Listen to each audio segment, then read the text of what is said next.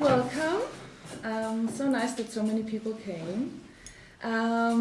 We're having an evening with Silvia Baraldini tonight, and I'm gonna do a little introduction of her and her partner, Dario Santilli, who is also here. Dario, raise your hands.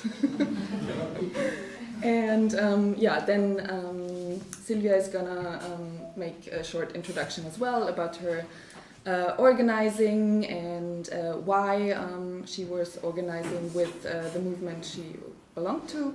And then I'll have some questions, afterwards we're going to open the round and you can ask her what you like. So, some of you were there last September when we had the honor to welcome the Black Panther and Black Liberation Army veteran, revolutionary and former political prisoner Dhoruba bin Wahad in Vienna once again. Dar al Janub did a small tour with him with several lectures throughout Western Europe, and one of the stops was Rome. And it was there when some of our members were introduced to his fellow struggler and also former political prisoner Silvia Baraldini and her partner Dario Santilli.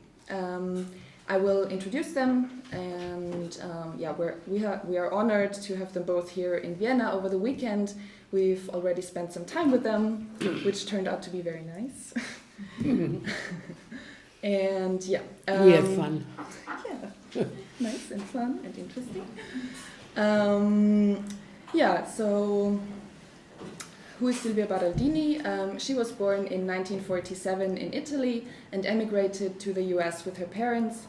As a student activist on campus in Madison, Wisconsin, she initially became affiliated with the Black liberation struggle and began to understand how to utilize her white privilege for the cause, like materially, not just checking your privilege and then moving on in the comfort of it.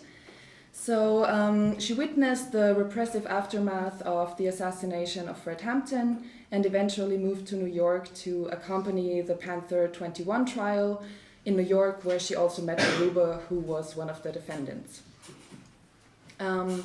When the counterintelligence measures against the Black and Puerto Rican liberation movements in the US was on its peak in the late 1970s and early 1980s, she wasn't spared because she aided the revolution in several ways, for example, by taking part in the liberation of fellow struggler Assata Shakur from jail in 1979.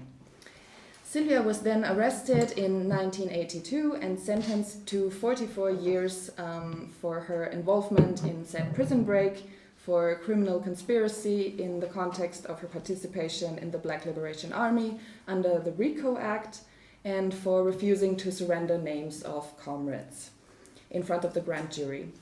As a political prisoner, she experienced the worst incarceration regimes, but nonetheless kept resisting and organizing behind bars. She will tell us about that more later.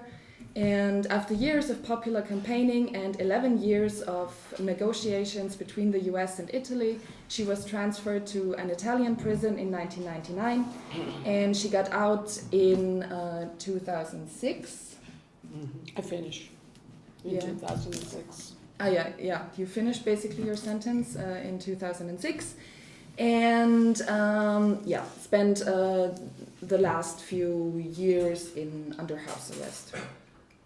Today she lives in Rome and is still active in the movement for the liberation of political prisoners in Italy, for example. And there is a lot to learn from Silvia, and we are very happy to have the opportunity tonight. Like yesterday she said we have to learn from each other. So, yeah. Dario Santilli was born in 1954 into a proletarian family that migrated from the Abruzzo region to Rome.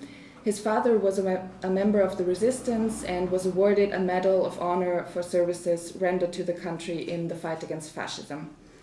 Dario joined the youth wing of the Communist Party at an early age and was trained by the party to be a member of its internal security wing.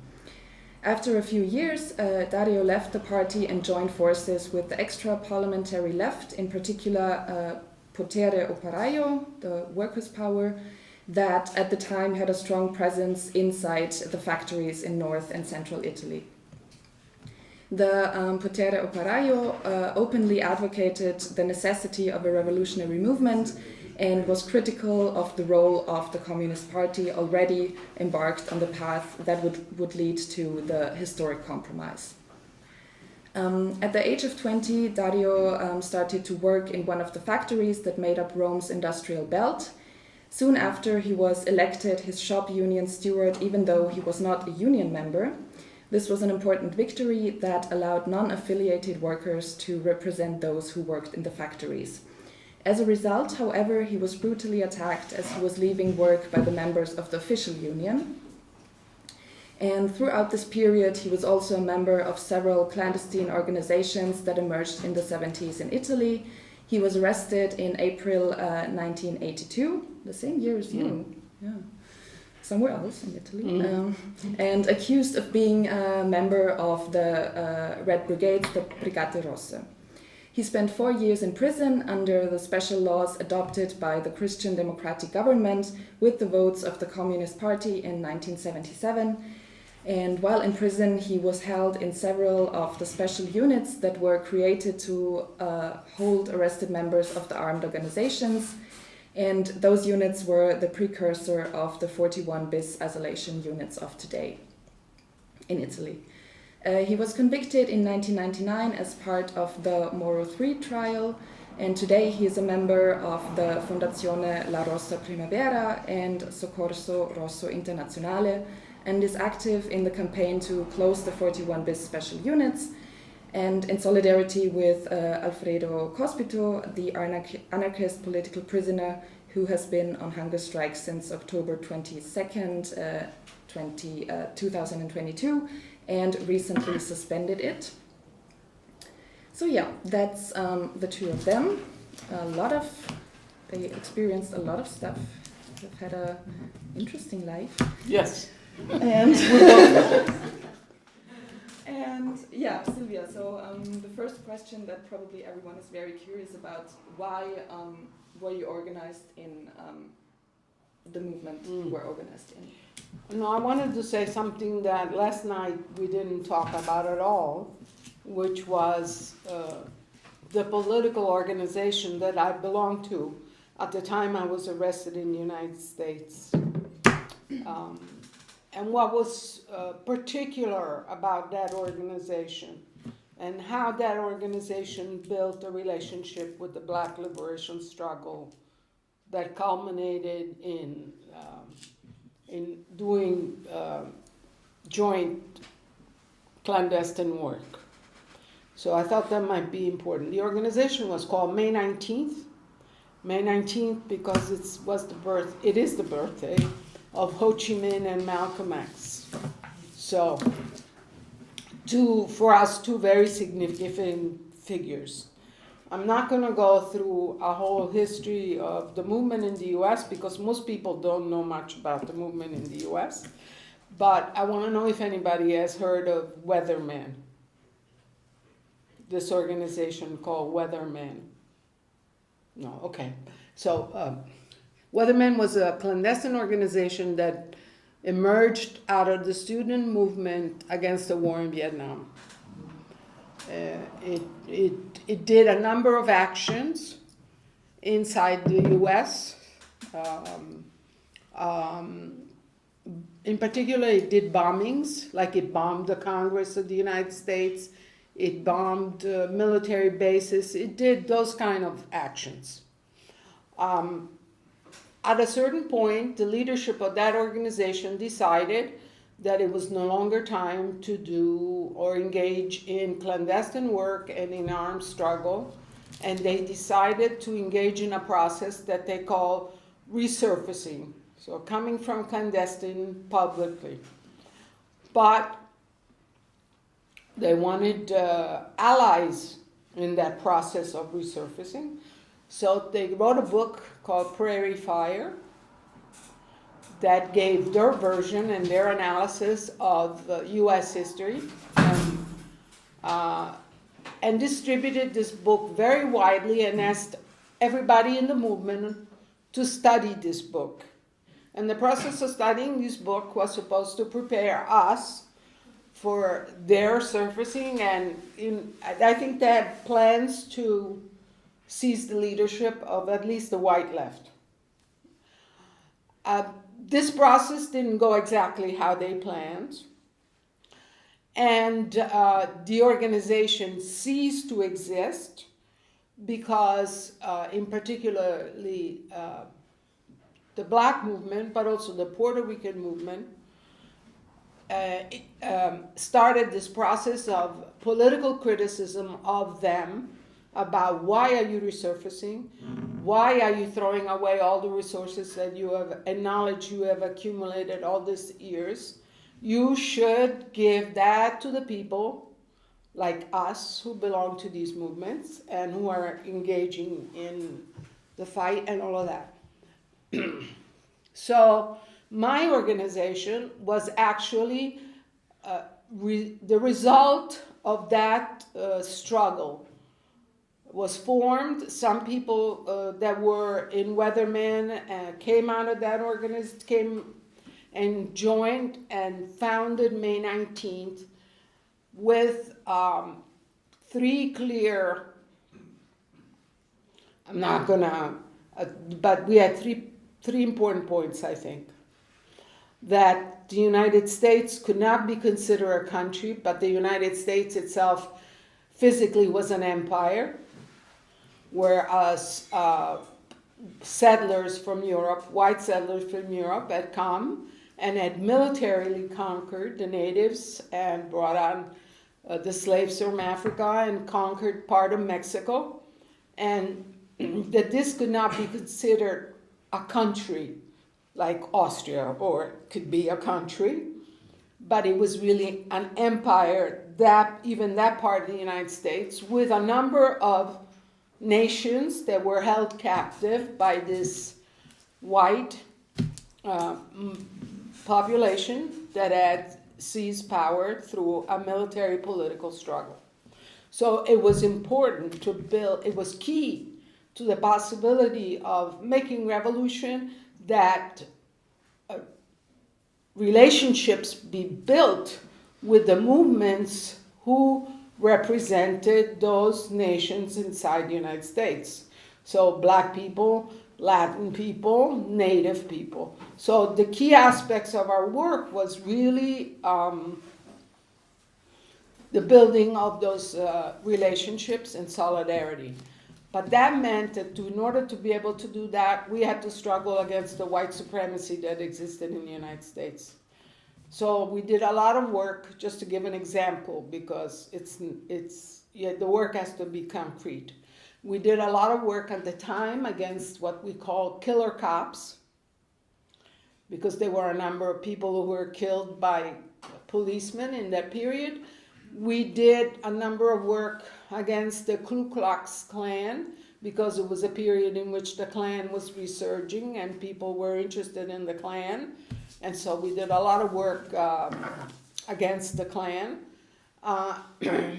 And we did also, in some words, ideological work, like a lot of us had come from a women's school that we had started in New York. And that school, there was a lot of ideological work about women, the role of women, the leadership of women, and the organization, because a lot of us had come from the school, carried that on. So I wanted to say those things because otherwise I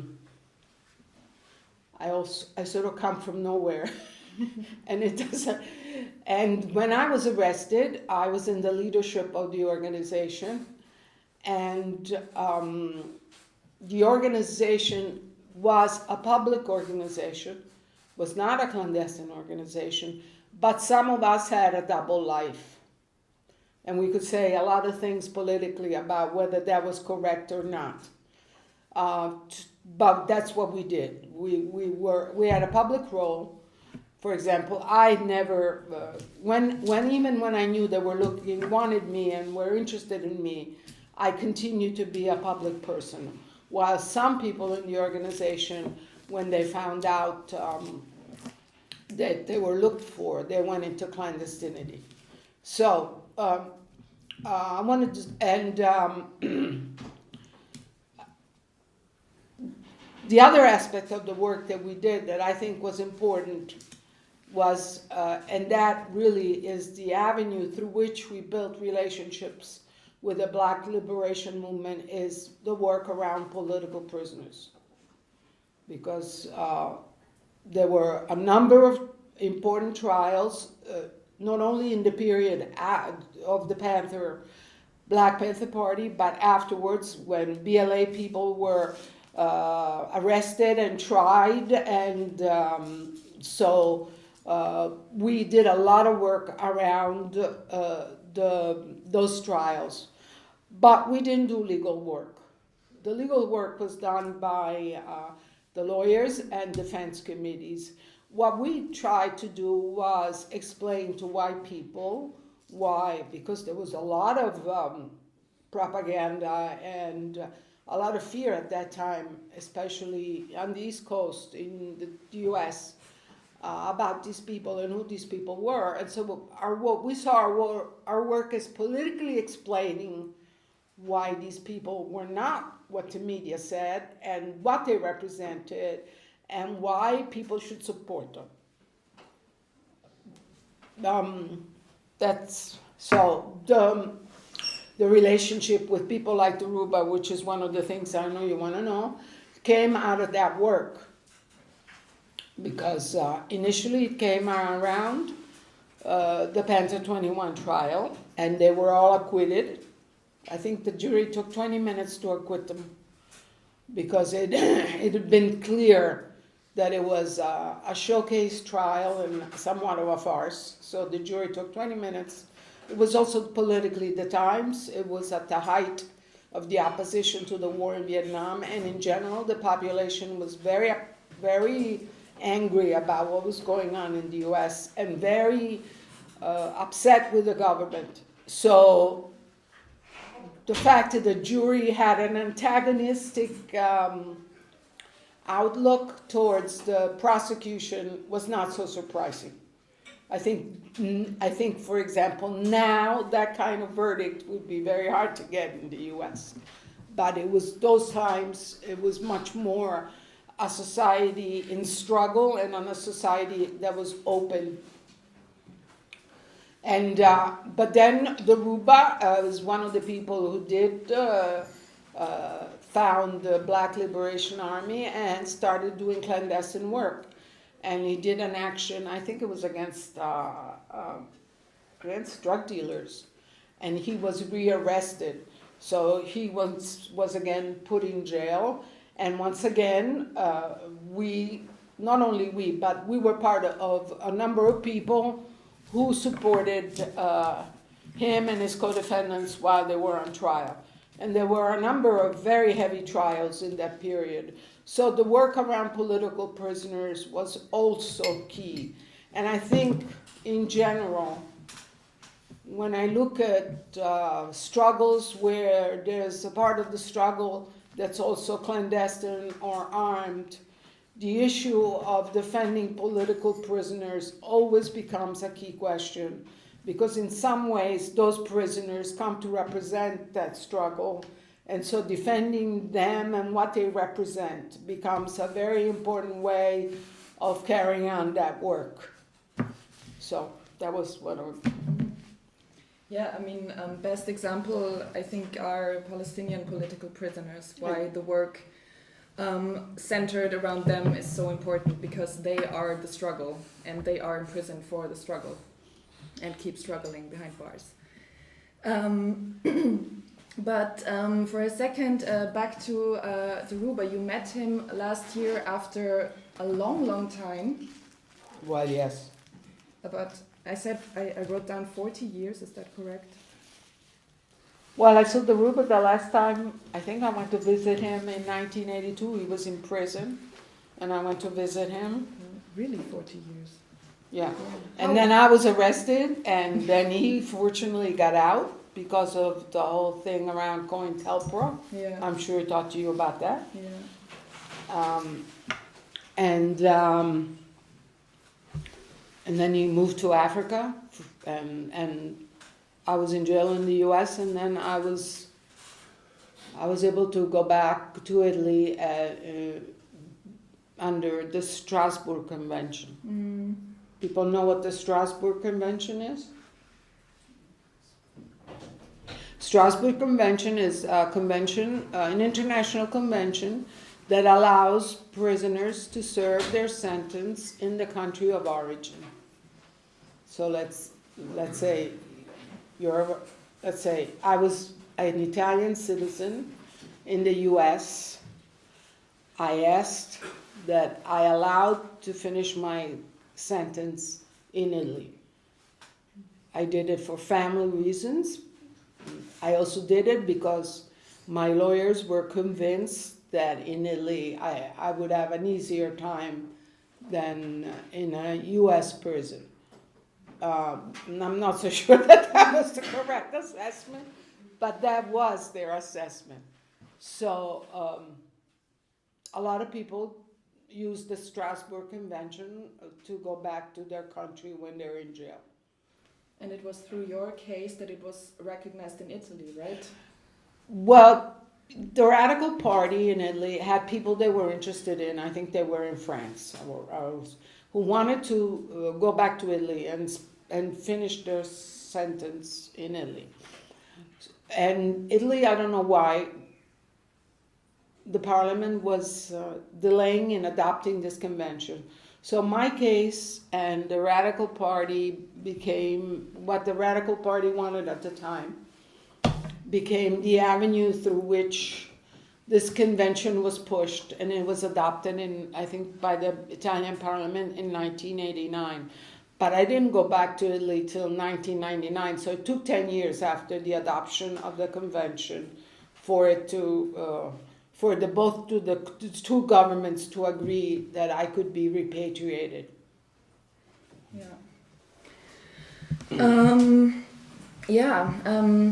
A big question, and also something Deruba is talking about all the time, and basically every former political prisoner. It's something that we as activists who stand in solidarity with political prisoners demanding their freedom from the US to Palestine are encounter basically all the time. The question of innocence. And making this innocence, whatever that means, a condition for support. And I'm sure you are very familiar with that, as I know because you've told me already. But so can you guide us through your approach to this innocence thing, like how helpful or harmful it is, and Well, I think people demand or that people somehow be thought as innocent because they don't want to deal with the underlying issues of why people are in jail, basically. So even in my case, when I went back to Italy, a lot of people said to me, "Oh, but we thought you were framed." Now, they didn't pick that up out of the sky. One of the committees that existed in Italy at the time, which was filled with family members and politicians, and worked very hard to give that impression. But I always said, no, I was not framed, I was guilty. I didn't think I deserved 40 years, but I was guilty. And so, personally, I think you have to be honest. You cannot ask political support dishonestly. You have to be honest about, and the struggle needs you to be honest. Otherwise, it becomes all very mysterious, And I think it also does a bad job of on the question of repression, right? Because repression becomes a totally irrational thing, because all these people who have done nothing all of a sudden are all on trial and getting these humongous sentences. And instead, they're getting humongous sentences because they are perceived as threats. But they're not perceived as threats because they wrote something. They were perceived as threats because they did something. And so I think that question is actually very important. Of course, there's always individual choices. But, for example, the Irish struggle, which was very disciplined, I don't think any of them ever said they were innocent, and that was the position, because it was a disciplined position. At times, when there are various organizations in a struggle or various positions, it's more difficult to establish a united position that's political and carries out a certain point of view. In the US, the people who were able to do that the most clearly were the Puerto Rican political prisoners. Now, Puerto Rico is a special case because Puerto Rico is actually physically outside of the United States. It's an island in the Caribbean, and it's not considered a state. It's called a commonwealth. It has commonwealth status, but there's been always a very strong independence movement on the island, and they're still fighting for independence. And there have been different phases of that struggle. Some of them have been openly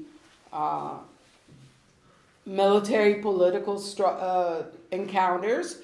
In other phases, the political party aspect has taken predominance. But the issue of independence has always remained there. So when the people who were arrested in that period for various actions that they had done, both inside the US and in Puerto Rico, they took the position that they were prisoners of war in a war against the United States for the independence of Puerto Rico, and therefore they did not recognize the legitimacy of a civilian court. They demanded to be tried by a military court as a recognition of their status as freedom fighters. And they carried out that position throughout. They didn't say anything at their trials. They didn't collaborate. And they got incredible sentences, 120 years, 140 years. Well, after 20 years, Clinton gave them amnesty. Gave them amnesty because the movement that had been built around what they represented had become so strong, both inside the US and in Puerto Rico, that even conservative forces and the governors of the island, who are the representative of the US power, had said that they should be freed. So the fact that they had this very clear-cut position politically about who they were and what they represented, as far as I'm concerned, really helped their case. And, it isn't that you have to tell people what you did or what you didn't do, but it's politically where you stand. The details are not important. What's important is politically what you say and how you carry forward, even in the face of being a prisoner, the goals of the movement that you belong to. So clearly, when the movements are disorganized or there's divisions, that's a little more difficult to do.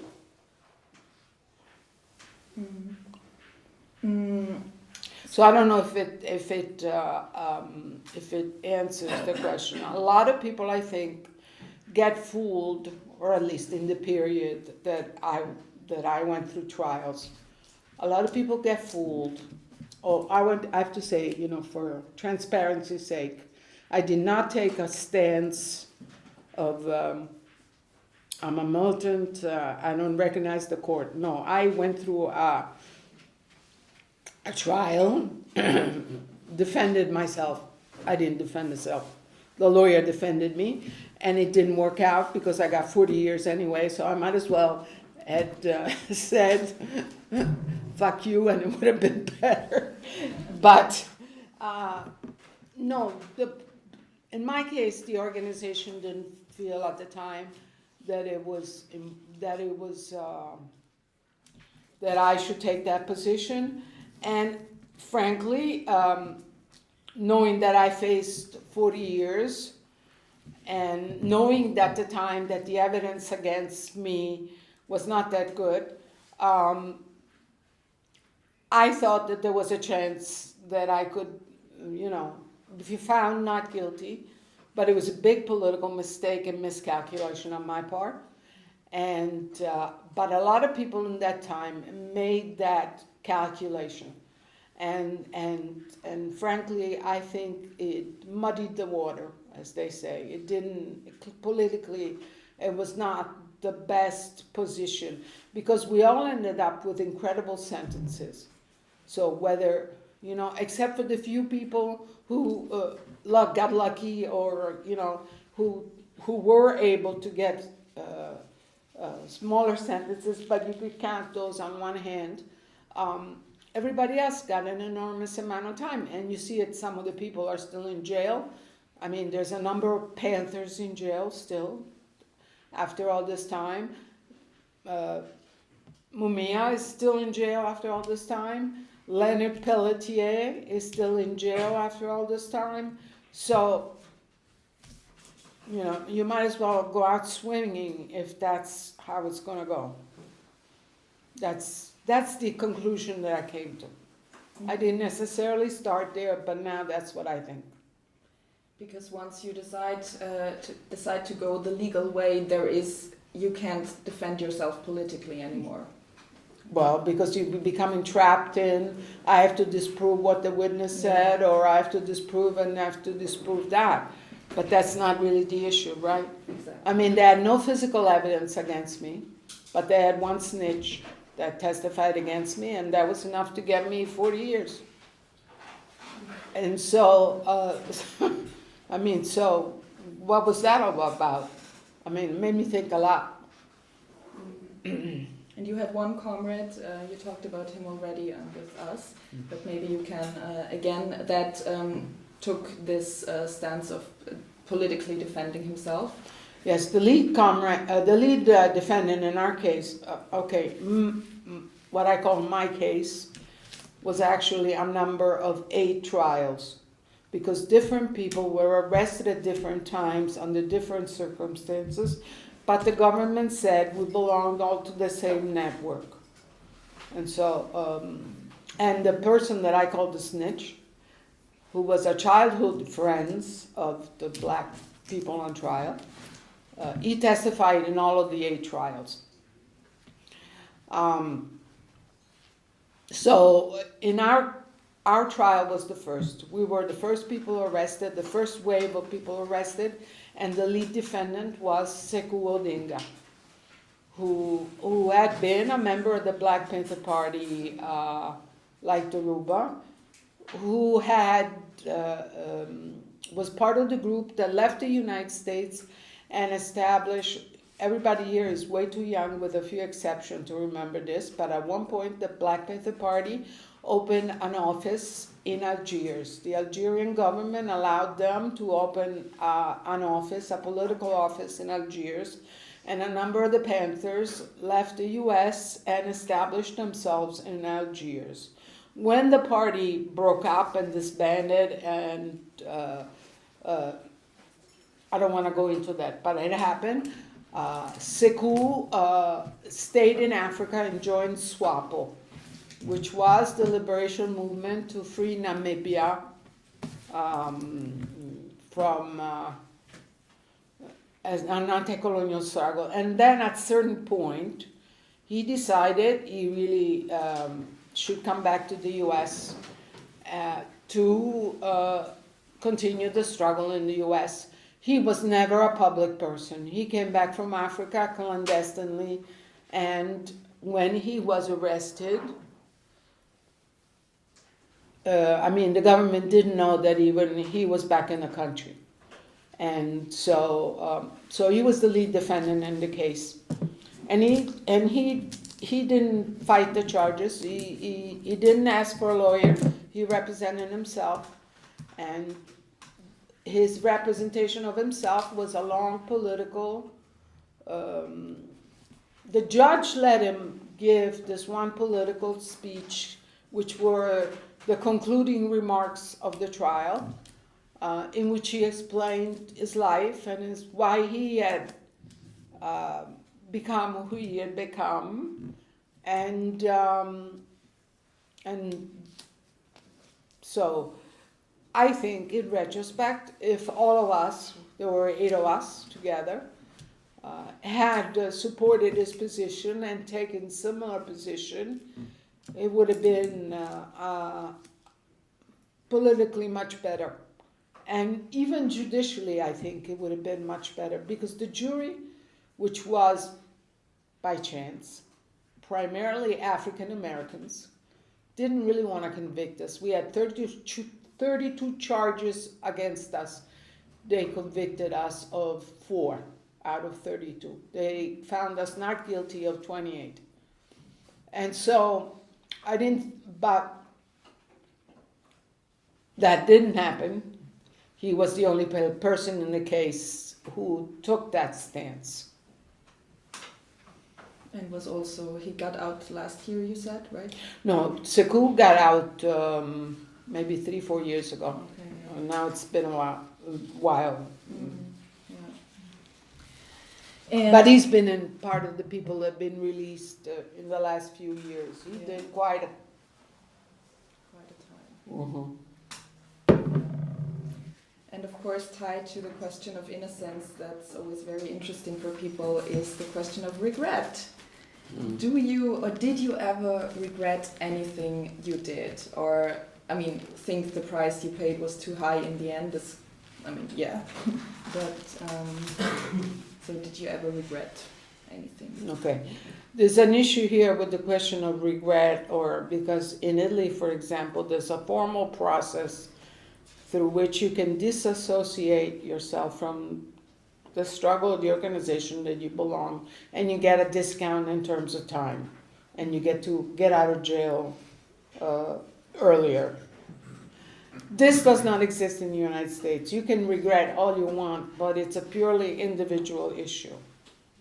It only worked with one of my co-defendants when she was interviewed on national television in the US, and she cried on national television and said that she hadn't been where the government said, and she was totally innocent of what the government was accusing her of, and Clinton pardoned her. But that's the only instance I know where that kind of regret worked, because other people went to court and said formally that they regretted what they had done, and the court said, too late, you should have regretted it way before, and so they weren't very open to this issue of regret. So regret becomes a very kind of personal, individual thing, which is politically not a very good. It's very, I think, negative. It has a negative impact when people say, what we did was wrong politically, but legally it has no consequences at all, at least in the US. And no, I didn't regret. I thought I did what I thought was right at the time. So no, I don't, and I didn't regret. I have thought at times that 40 years was a little too much, but there's nothing I could do about that. But, which is some of the basis why some politicians in Italy supported me at the time that I asked to be repatriated, because they said that the sentence was way too long, that in Italy, if I'd done the similar thing, the sentence would have been a lot smaller. So, and also in Italy, there was a lot of people who are very critical of rightly so, of how the United States handles the whole justice system. So some people did support me on the basis that the sentence was too long. But no, regret I don't have. And frankly, I always thought also that it makes you look like a little bit like a fool. I mean, you did all the stuff and now you regret it. I mean, it doesn't give a good impression as far as I'm concerned. Just a little anecdote. One time the FBI came to visit me. It was like the 6th year of my sentence. And they said they wanted to talk to me. And so I said to them, look, you're not supposed to talk to me without the presence of my lawyer. That's the rule. And I'm not going to talk to you. But I'll tell you one thing. If I had been ready to talk to you, I would have done it at the beginning and spared myself a lot of trouble. So that you're coming now and asking me, am I interested in talking to you? No, I'm not. So I don't ever want to see you again. Don't bother me. But, they try because some people decided that jail was not the place where they wanted to be. And you wanted to be in jail. And I didn't want to be in jail, but I didn't want to be in jail and collaborate with the FBI. Of course. So, because the FBI is a group of vicious killers that killed many and continue to kill many, many people. So, I mean, no, I have to be concise. We have a lot of questions. As you know, Dar al Janub is part of the international campaign to free Mumia Abu Jamal. And in Europe, specifically, the campaign has a strong focus on him as a personality, as a mere journalist.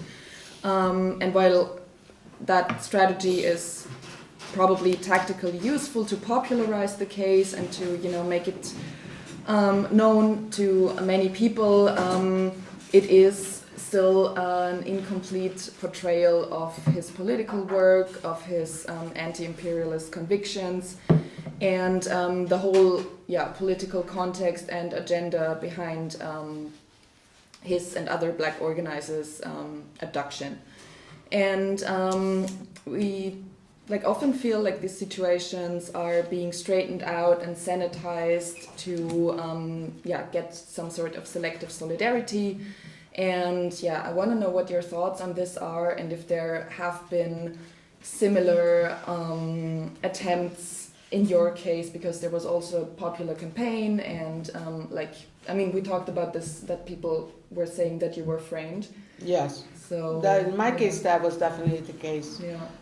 But I think my case and Mumia's case are very different, in the sense that my case was fairly cut and dry, in the sense that there were a number of actions that were taking place, and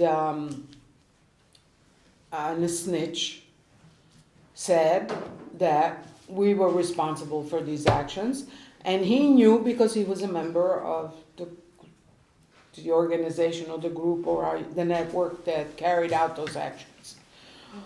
Mumia's case stems from a very complicated situation that happened in Philadelphia. In Philadelphia,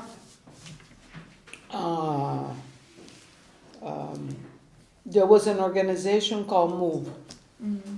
They were black people,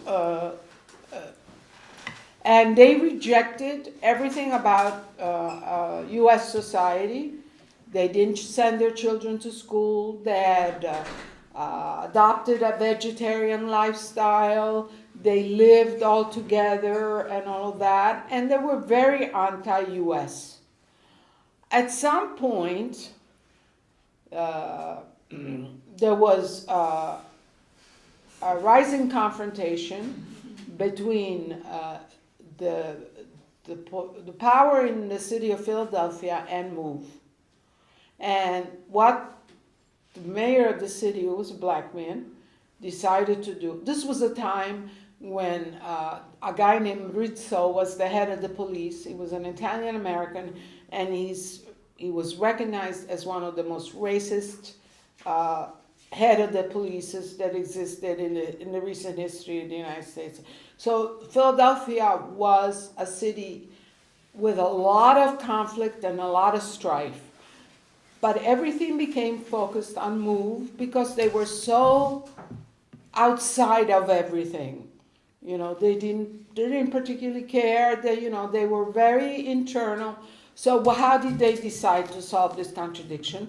They bombed the house in which MOVE lived, and they destroyed 62 houses in this black neighborhood, and a number of children and people were killed. So the conflict clearly in Philadelphia was very, very exacerbated. And Mumia, who had, I think, a radio program at the time, besides being a cab driver, but he had this radio program, he was a great defender of MOVE. He was a very political defender of MOVE. So when this incident between him and the police, because the police were beating on his brother, I think that was what happened. And he intervened and the policeman died. There's a lot of questions about what happened really that evening. There's a lot of question of that night because of, now, Mumia was also wounded, if I remember correctly, in that incident. Because of the situation in Philadelphia and then the whole background story. So I don't know if people in Europe, when they talk about Mumia, talk about what Philadelphia was like and what led to his arrest. But in the US, this is very much part of the Mumia story. So it's hard to say that he was just a journalist because of all this thing. He has, and this is something I think that a lot of political prisoners do, he has really developed that aspect of his life in prison. He's published, I don't know how many books, but I would say a minimum of 10. So he's really worked on this, and this, I think, has really helped him also do his time. And so that aspect of the cultivation of his intellectual skills, the writing, the educational aspect has really been his way of communicating with the world while he was on death row and now that he's still in a maximum security prison. I'm sorry if people take that and transform it into something that is not, because I think he's fairly clear about who he is. So then we have to figure out why we want to transform him into something that he doesn't think he is. Because I've never heard him say, yes, he said that he has taken the position that he didn't kill the policeman. But I think considering everything and considering what we know about how the relationship between black people in general, but especially black political people and the police in the US, I think there's a lot to be said, and therefore I think when people turn him into something that he is not, maybe it's more for them than for him. So then we have to look at why do people do that? What purposes does it serve? And I think people are mistaken in thinking that if you create a picture that's a little less sharp, you will get more support. But I don't think that really works because people are not stupid and, you know, they know what happened. Some of them were even around and remember. And so when you're trying to make this person to be who is not or who she is not, I don't even think it really works. So, but I think it's a problem of how the defense work is organized. And I always say to people, when people said, well, people do raise, did they do it or didn't they do it? I said, why, does it make a difference to you? Let's talk about why it makes a difference to you if they did it or not. But I always say, I don't know, and I never ask them, and I don't care. Even when we were in prison, and we talked to women who were in prison who were clearly not political, so they were in there for other reasons. I never asked what they did. I mean, eventually they told you, but I personally never asked. I didn't care. Because I don't think it's at the issue. The issue is not the individual action. The issue is not the individual crime. The issue is how the system is built that leads people to. I have to tell you that I came out of prison saying that I think any sentence over 5 years was a stupid sentence because everything happens before those 5 years. If anything, all the rest is just punishment and retribution.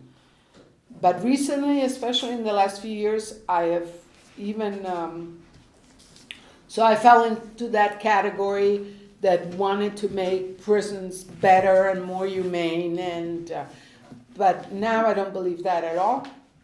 I think people at prison have to be abolished, and they're absolutely useless. And I really agree with the position that is emerging in the U.S. on the issue of abolishing prison and the work that some of the people like Angela Davis and others are doing on this question. Because, you have to create alternative systems of dealing with the contradictions. The contradictions are there, they exist, but you cannot give people up to these incredible systems of repression and violence that are both the prisons in general all over the world, and some are worse than others. And so I have really become recently convinced of this position. But I did not start thinking that. I thought that prison could be made better. But it's not true. I don't think they can. I mean, it got definitely worse since you've been in prison, in the US, definitely. Well, I went to prison in an interesting time because there had been over 100 prison rebellions in the period before I went to prison. Some of them very violent. Some of them very big, because prisons in the U.S. are not small population, but are large population. So the biggest one was Attica, in which 42 people were killed when the police retook the prison. And but this question of these uprisings in the prison, also women's prison, not just male prisons, so shook at the time because it came within the context of the anti-war movement and the Black liberation movement and all this stuff, that the government decided and got funding from all these important foundations like the Ford Foundations and all these big think tanks with money to experiment on and changing conditions inside the prisons. So they started a whole series of reforms, like, for example, to give you, for the first time, Muslims were allowed to eat halal food, or Jewish prisoners were allowed to eat kosher food. The imams were allowed to come into the prison so that people could practice. Native Americans could do sweat lodges. They did a whole series of reforms that had to do with religion, with education, with wearing your own clothes instead of wearing uniforms. And the first real prison that I went to was co-educational. Men and women were together because they were experimenting with the question of violence inside the prison, and that they felt that the presence of women and together with the men, women would have a calming effect on, but they did. That it worked from their perspective. It was very interesting. And so they experimented on all of this. So in some ways, the women who were political prisoners and even the men benefited in some ways from this experimentation, because we got to go to school, we got to have a lot more visits, we got to make a lot more phone calls, not just especially for us, for the whole thing, because it was in this period where in the United States they were trying to see if a more liberal approach to incarceration. So this ended, I told you last night, this ended when a Republican Congress was elected, and the first thing they took away was the scholarship grants for the university. That's the first thing they took away, because they thought the prisoners should not be educated. And gradually they took everything away. The uniforms came back, a whole series of things. So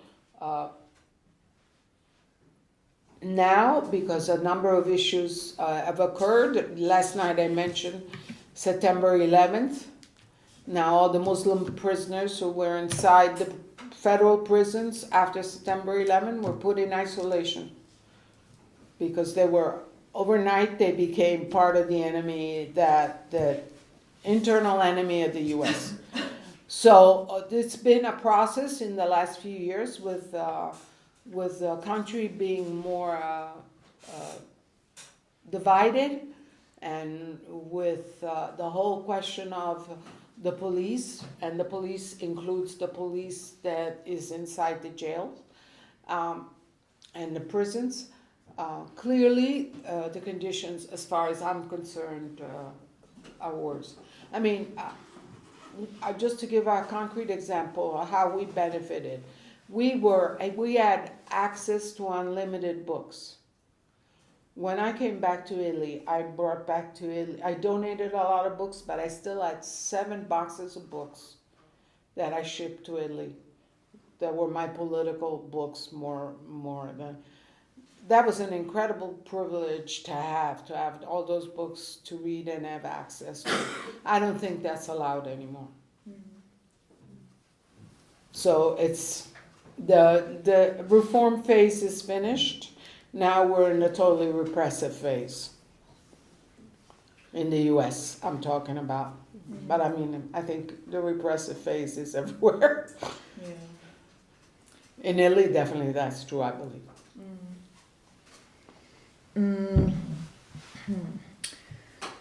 Should I jump over this? No, actually, that's interesting.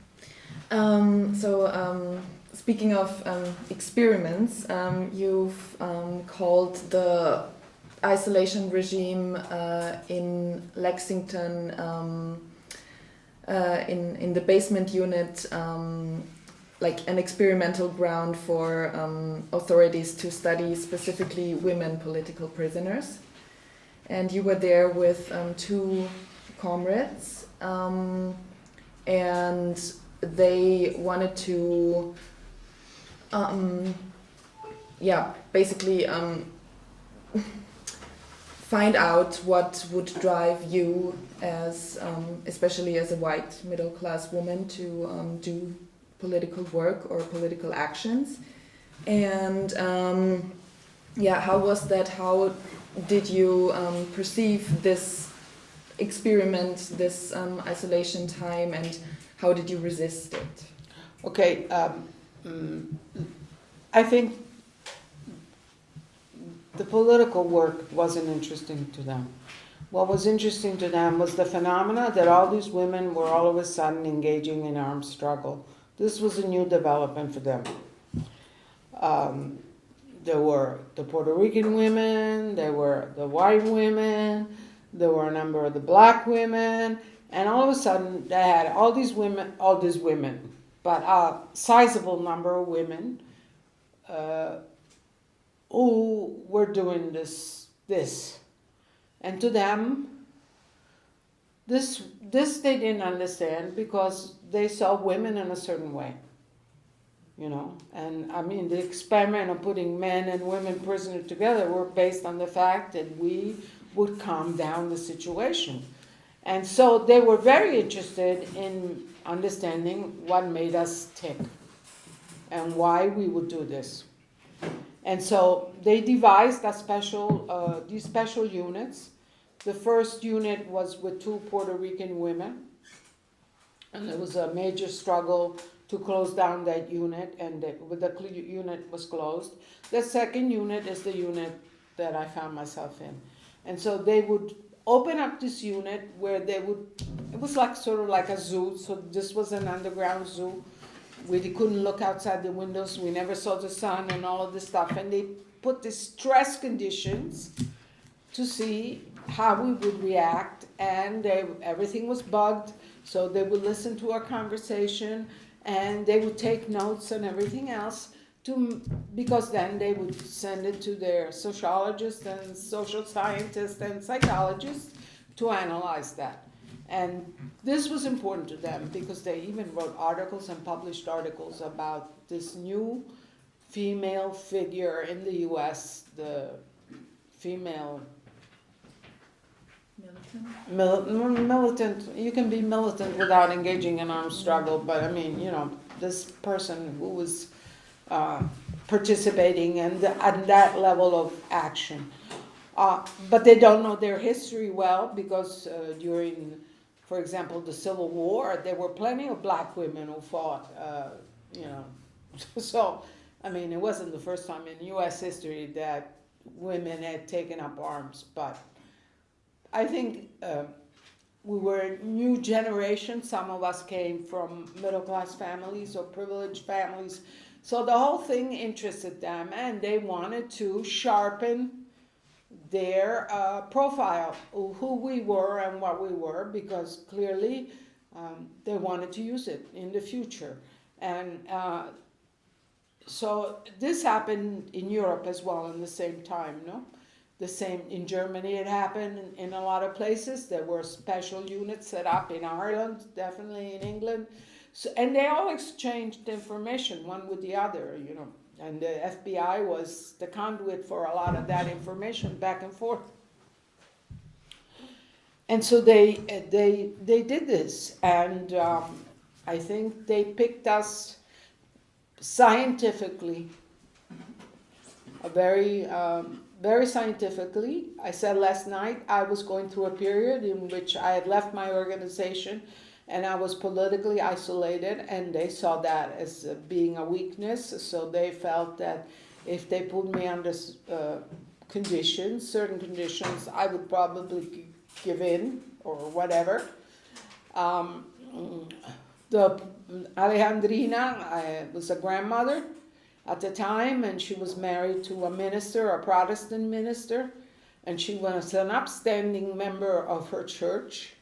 So they felt that was interesting profile, how she was also, most people who end up in prison for armed actions are fairly young. This is, I think, is a fairly characteristic.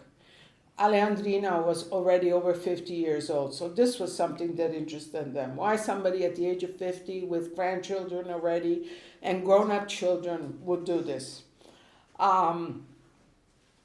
If you ever saw the Battle of Algiers, the movie, there's the scene where the three women go place the bombs, and one of the women is an older woman. But it's very rare that this is a fact. In reality, most people make the decisions that I even was considered to be already old because I was in my 30s. And then Susan was, I don't know what they're thinking about Susan was, but anyway, so I think they studied us beforehand, and they put us all together. They knew that there were contradictions even among us as individuals, and it was all part of what they wanted to observe and study, and they wanted to do it under conditions of stress, of total deprivation, because, you know, when you're subjected to sleep deprivation or when you're subjected to sensory deprivation, you react and you get sick and all of that, and they wanted to see what would come out.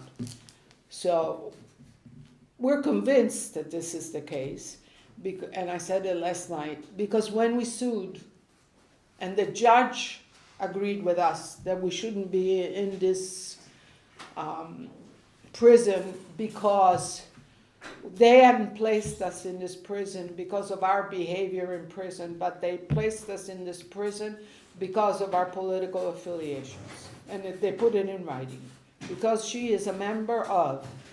And so the judge said that was against the First Amendment of the United States and the freedom of speech, and he closed the unit. So we asked for what we called the log books, where all the stuff about what we did was written. And the one thing that the judge denied was the log books, because that was very important to them to have the log books to analyze. And so we don't even know what, because it would have been interesting for us and for our lawyers to read what the comments they were observing us, right? Because they observe us 24 hours a day and wrote everything down. So we thought we were in an experiment when we were there. And I think we were right.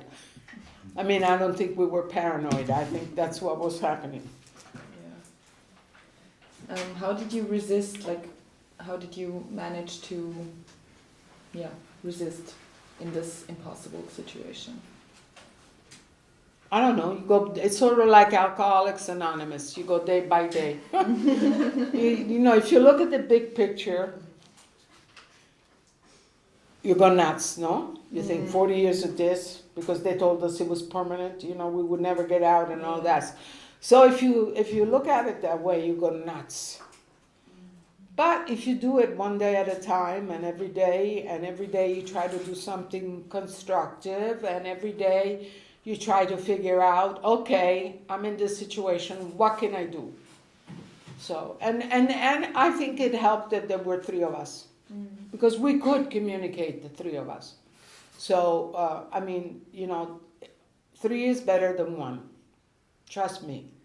Total isolation, which is what the 41 bis is in Italy, is a lot worse than three people being together in isolation.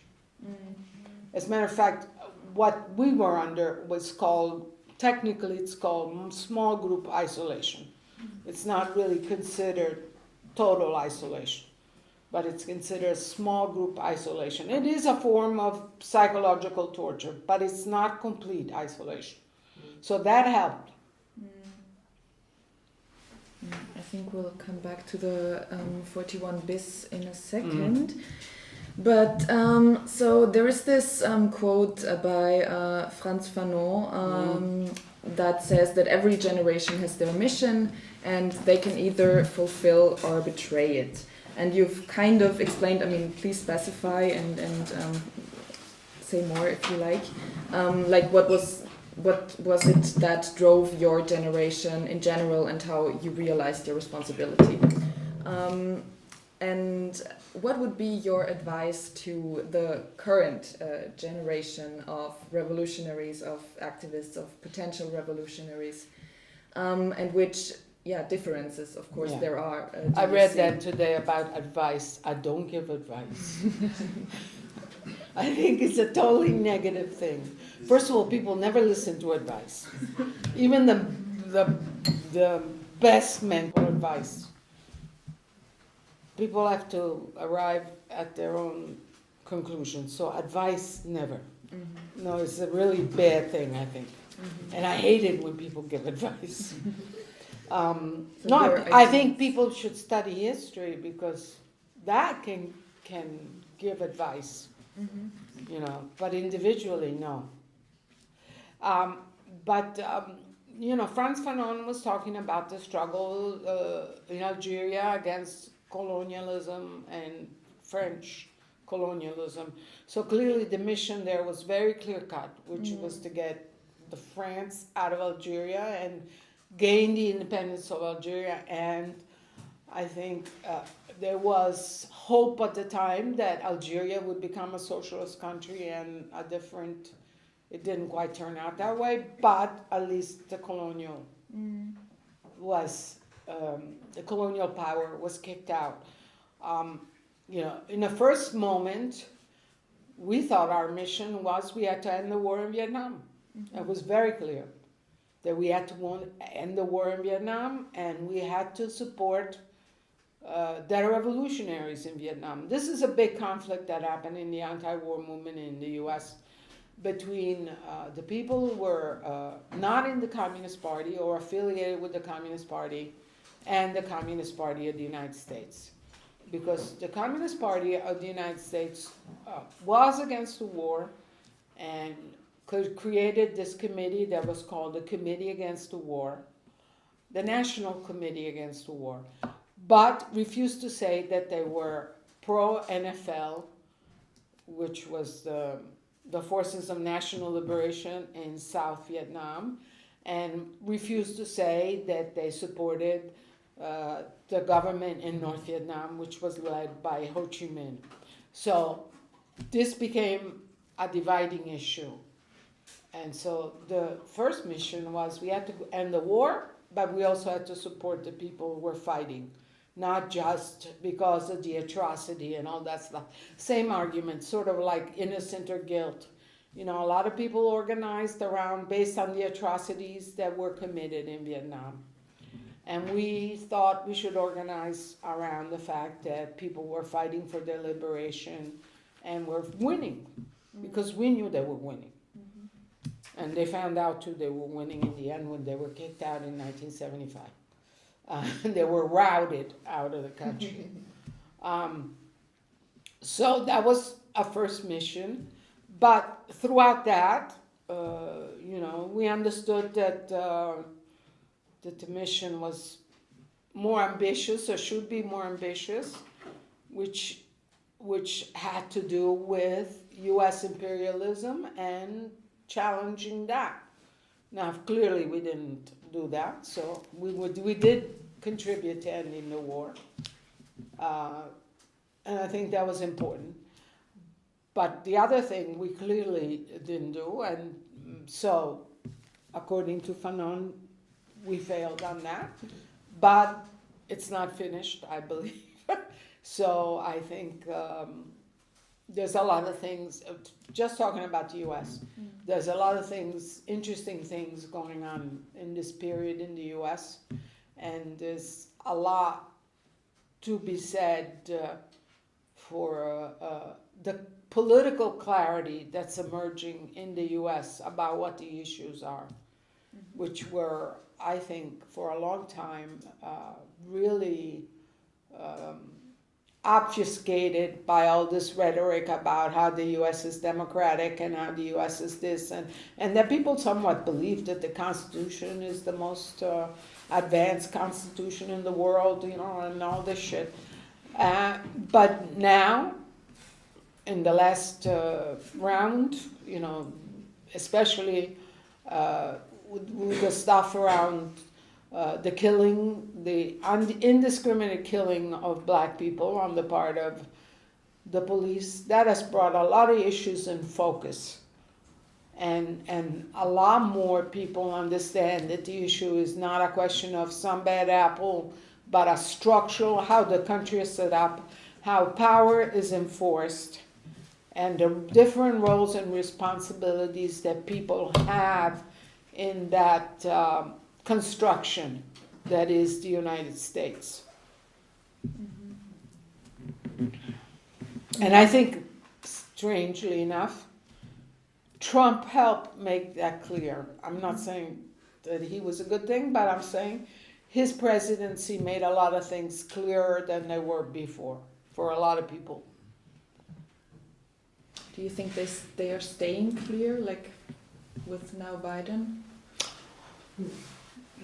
Okay. Like quickly. No, clearly not. He's terrible, Yeah. and but he's what a certain wing of the U.S. capitalist class thought they needed, because Trump was too irrational for them, and this guy is rational, but he represents their interest, just like Obama represented their interest. Obama was not an anomaly. He was what they thought they needed at the time, and so they elected him. Clearly, there's all this thing that makes it look like 200 million people go to vote and elect the president of the United States. So it's this big party in which people exercise the democratic right to vote, but it doesn't exactly work that way. So, because who is the candidate is not who the people decide and all that. It's a very contorted process, but it's been built to maintain power and to maintain a certain kind of power that's very identifiable. And clearly Biden is a very aggressive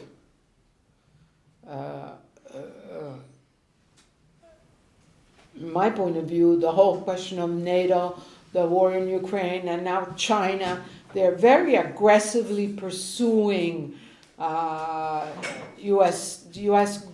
political power and military power all over the world. It's a period in which they're absolutely 1,000% into reasserting their power at every cost. Oh yes, no question about it. Yeah. No question about it. And so, it's for example, since we're in Europe, the whole issue of NATO, and the fact that we don't challenge what NATO represents is very, very important in this period. I think it should be done, because that's the expression of U.S. power inside of Europe, NATO. Yeah, that would have been my next question, to move on to Europe, basically, and what we see right now, especially in the left, or not especially, but also in the left, the re-internalizing of the concepts of nationalism and supremacy, and losing the distance to NATO and US policies and propaganda and hegemony.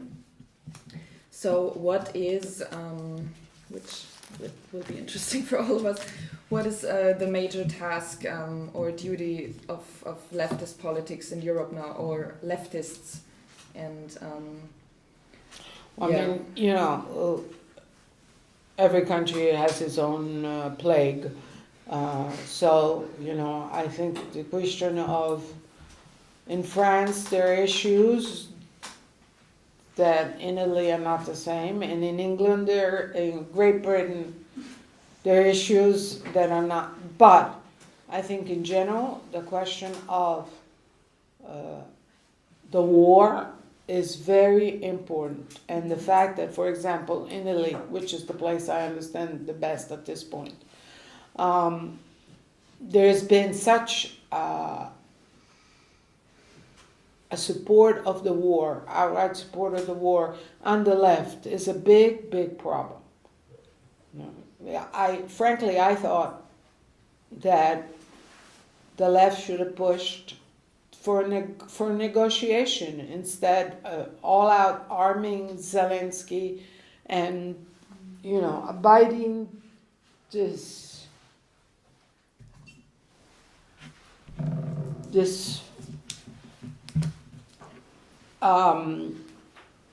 aiding the expansion of NATO. I think that was very, very negative, and nobody wants to talk about that.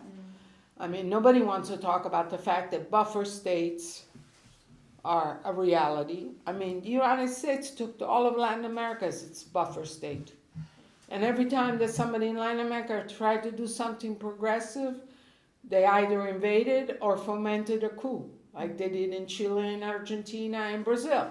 So, I mean, what are we talking about? That buffer states don't exist. So the fact that there was very aggressive pursuit of the fact that the Ukraine should join NATO was, to me, a big mistake. And the left should have taken a position that the Ukraine should have been neutral and recognized as such, just like Finland was for all these years.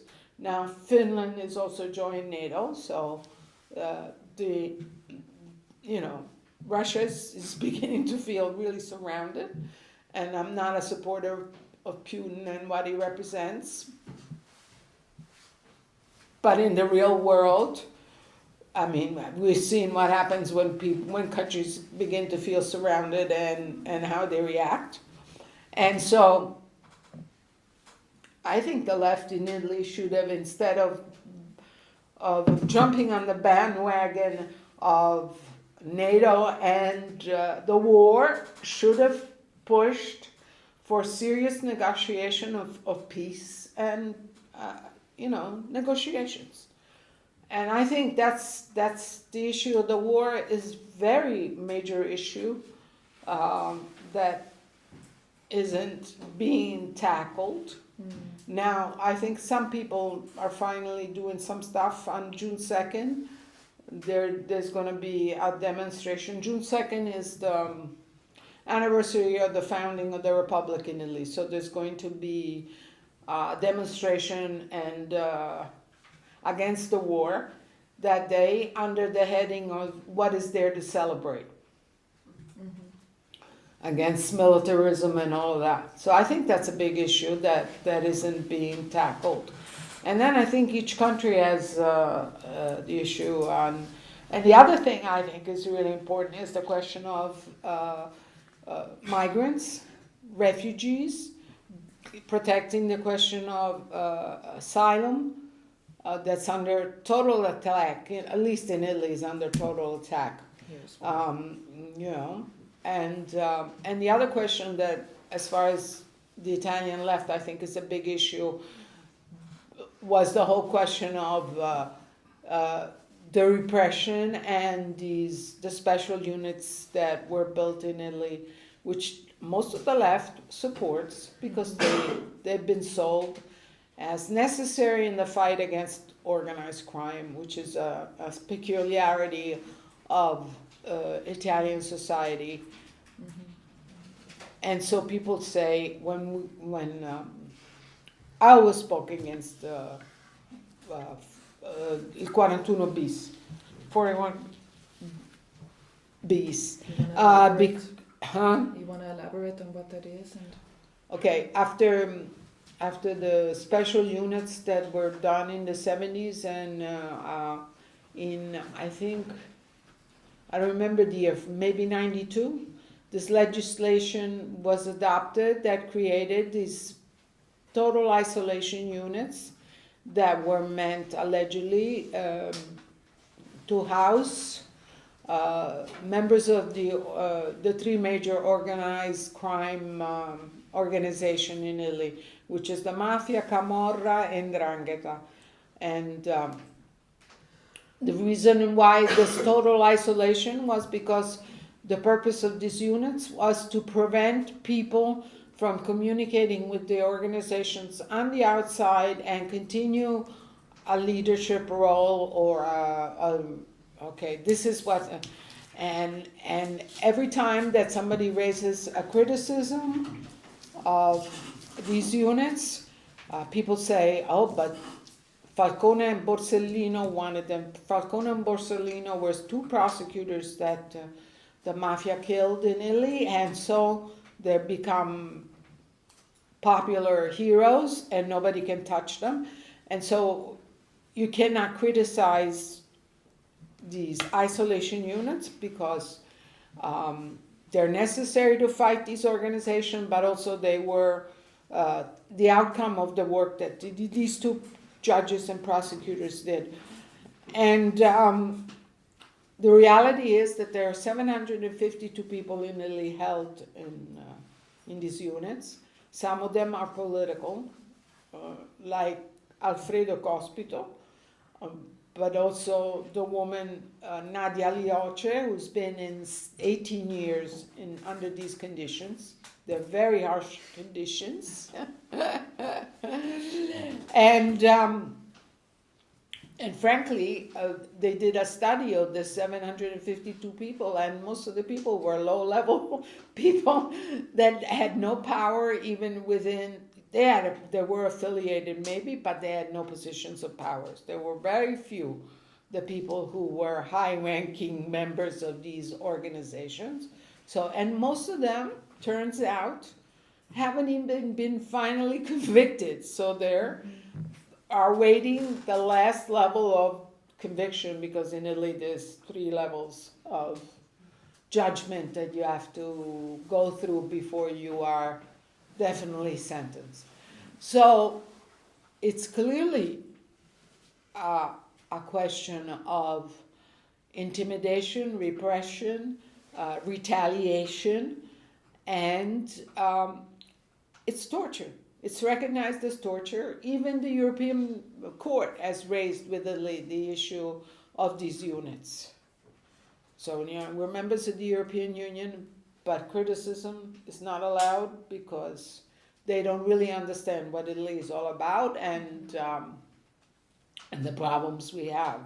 At issue, as far as we're concerned, is the question of really respect for people.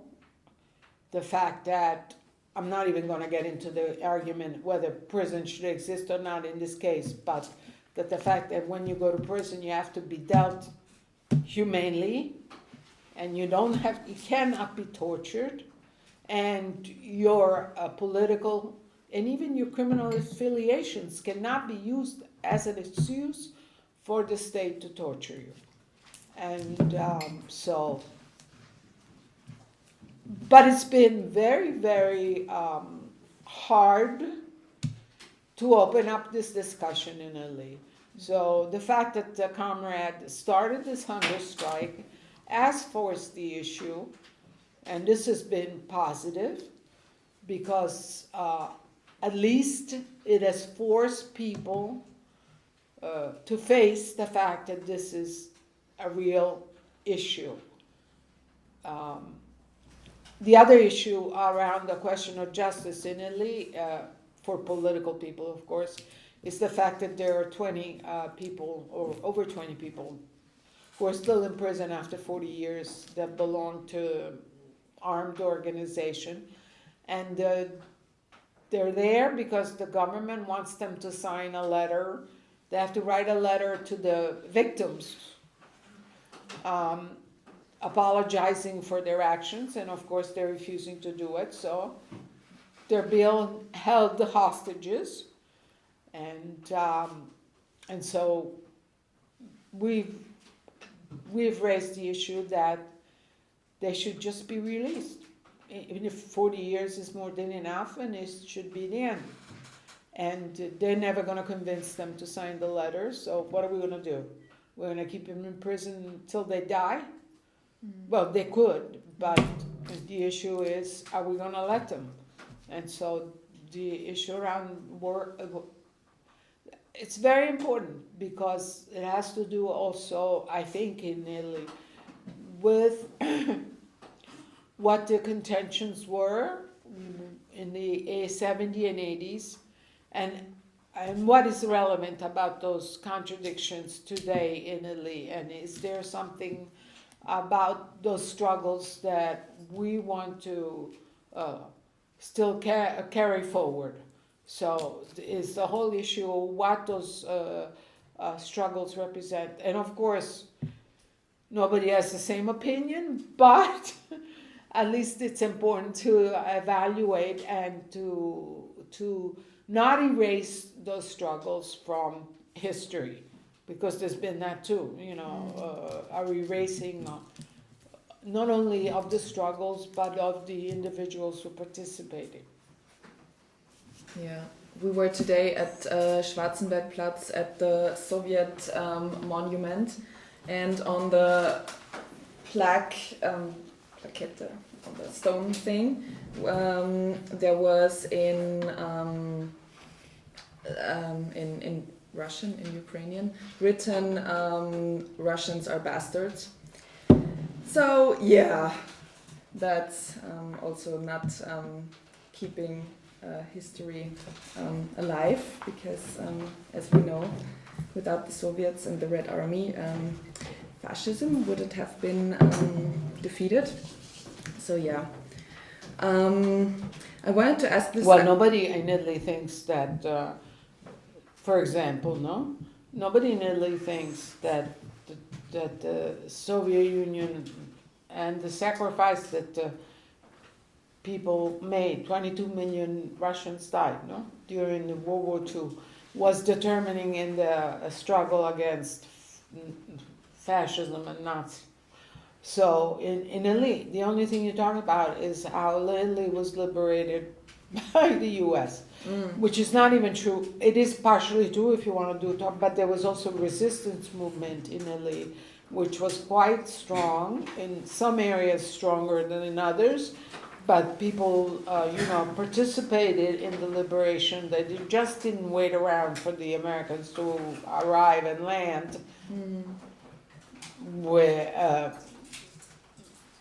So, I mean, it's important how you perceive what happened, because it tells you something also about today.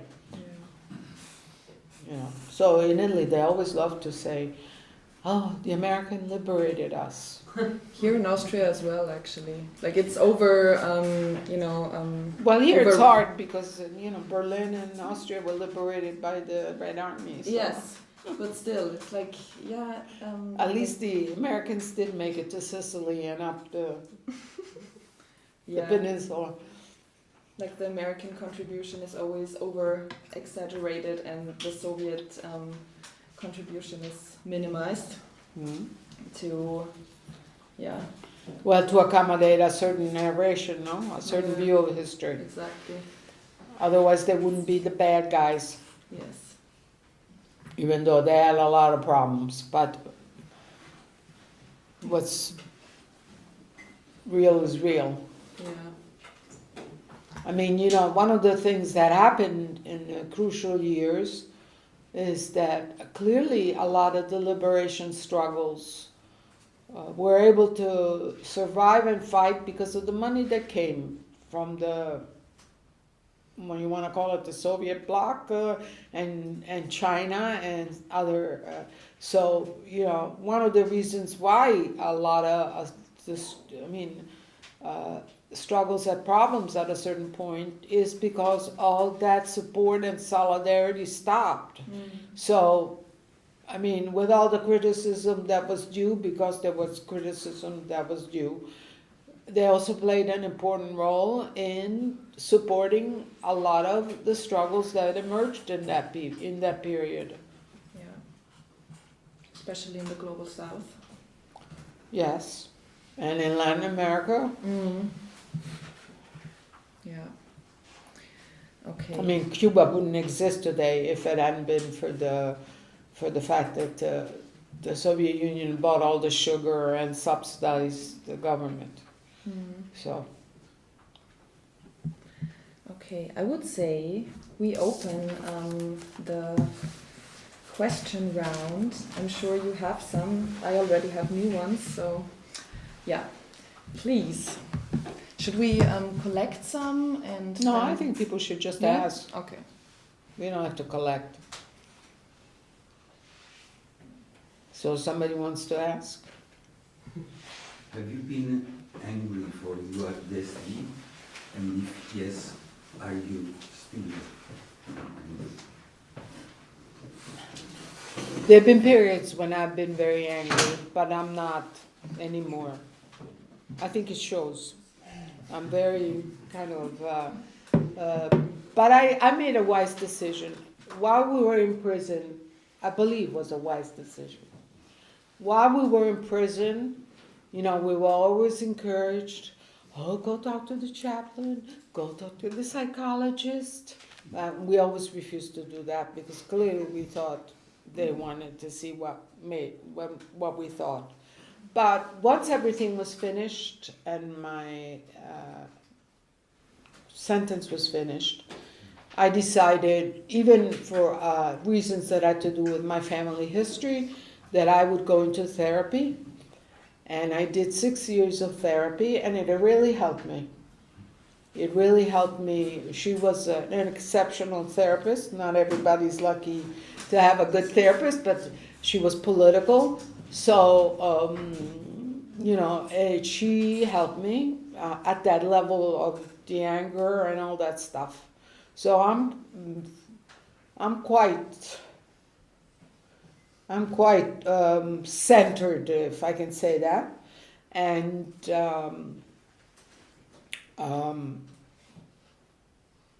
I, for example, one of the things that used to happen to me was that when I talked about certain things, I always cried. I couldn't control it. It was just a physical reaction. And now I'm able to do it without doing that. But then I read, that the crying is part of the consequences of being tortured. So there've been periods where I'm angry, but I'm angry at U.S. imperialism. I'm angry when people, but I think that's healthy, being angry at those things.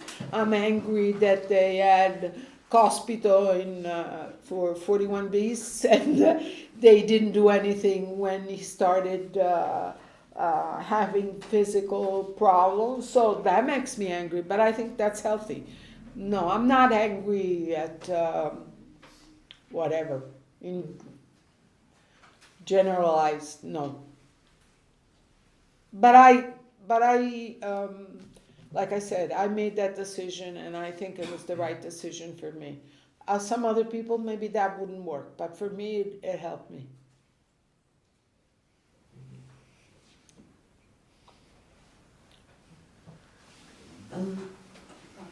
Right there, behind.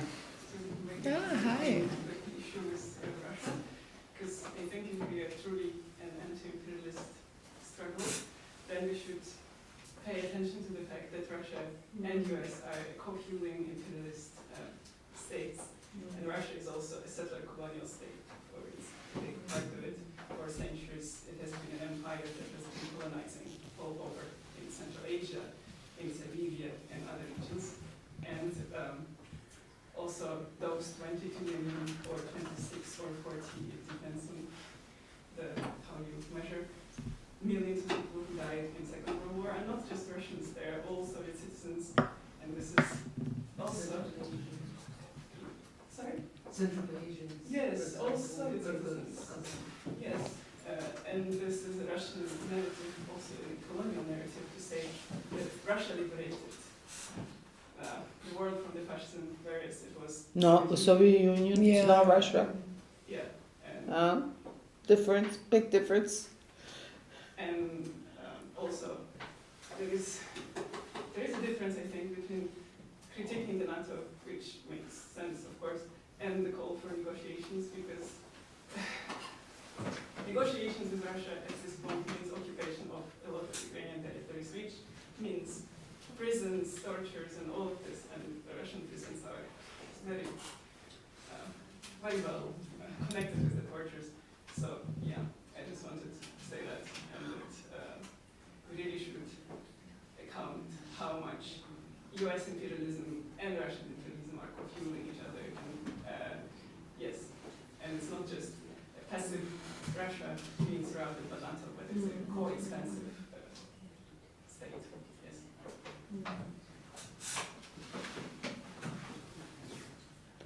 I only think that as leftists and as people with an independent view of the world that isn't tied to the political military systems that exist, whether it's the US or the Russia at this point, because Russia is a capitalist country, it's no different. It's no longer the Soviet Union. I mean, that died, you know? That as if people with an independent head, people who can think and analyze the world, I'm not in favor of Russia, but I'm not in favor of backing NATO and the attack that NATO is waging, and the fact that NATO wants to control all of Europe, all till the border of the Soviet Union. And if they can, Russia, they'll invade Russia too if they think they can get away with it.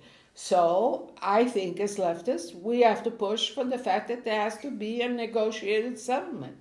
And I don't want to hear it, statements like, I think it's somebody, I don't know who said, which leader, European leader, yes, eventually we'll negotiate, but the time has not come yet.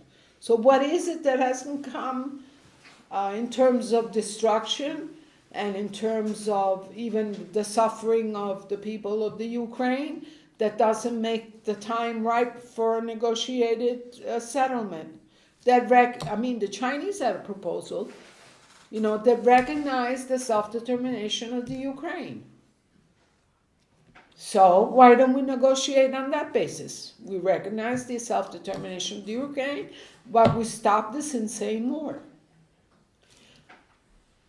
Part of the issue has to be that the rights of the minority who lives in Crimea and Donbass, who speak Russian, have to be recognized.